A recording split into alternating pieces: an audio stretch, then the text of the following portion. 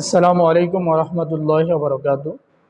সম্মানিত দর্শক শ্রোতা মণ্ডলী, পবিত্র কোরআনুল কারীমে বেশ কিছু জায়গায় আল্লাহ সুবহানাহু ওয়া তাআলা সবরের কথা, ধৈর্যের কথা উল্লেখ করেছেন। তার বান্দাদেরকে ধৈর্য ধারণ করার কথা আল্লাহ সুবহানাহু ওয়া তাআলা বলেছেন। পরবর্তীতে আল্লাহ তাআলা বলেন, ইন্নাল্লাহা মাআস সাবিরিন, যে ব্যক্তি ধৈর্য ধারণ করবে, সবর করবে, আমি আল্লাহ তাআলা নিজে তাদের সাথে আছি। তো আল্লাহ যদি কোনো বান্দার সাথে থাকেন, তার ভয় নেই দুনিয়াতে, তার ভয় নেই কবরে, আখেরাতে, ফুলসিরাতে, মিজানে, কোনো জায়গায় তার ভয় নেই। আল্লাহ সুবহানাহু ওয়া তাআলা যদি কারোর সাথে থাকেন, এই জন্য আপদে বিপদে যে অবস্থায় আল্লাহ তাআলা রাখুক না কেন, সবর করা, ধৈর্য ধারণ করা, শুকরিয়া আদায় করা, যে কোনো সমস্যায় জুলুমের শিকার হয়েছেন, আল্লাহ তাআলার কাছে ছেড়ে দেওয়া, যে আল্লাহ আমি মাজলুম, আমি জুলুমের শিকার হয়েছি, আপনি বিচার করেন। দেখবেন এমন বিচার আল্লাহ তাআলা করবেন, আপনি কল্পনাও করতে পারবেন না, আপনি খুশি হয়ে যাবেন।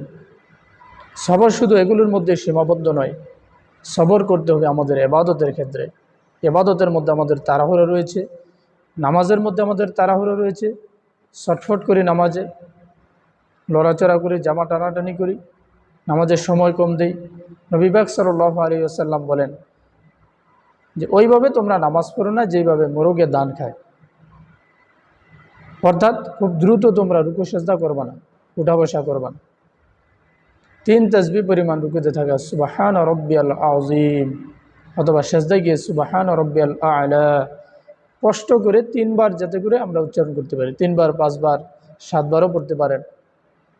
তো ইবাদতের ক্ষেত্রে সবর, কষ্ট করে, ধৈর্য ধরে, খুজু সময় নিয়ে, দরকার হয় 4 রাকাত নামাজে 2 মিনিট বেশি হোক, অথবা 1 মিনিট বেশি যাক, তাহলে তো আমার নামাজটা সুন্দর হয়ে যায়। তো ইবাদতের ক্ষেত্রে সবর।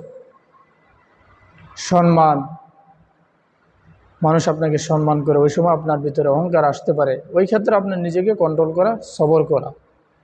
লোভ লালসা থেকে সবর করা। অবৈধ সম্পদ, অবৈধ টাকা পয়সা, একসময় আপনার জীবনে চলার পথে আপনার কাছে সুযোগ আসবে যে অবৈধভাবে ইনকাম করার কিছু টাকা আপনার কাছে আসবে,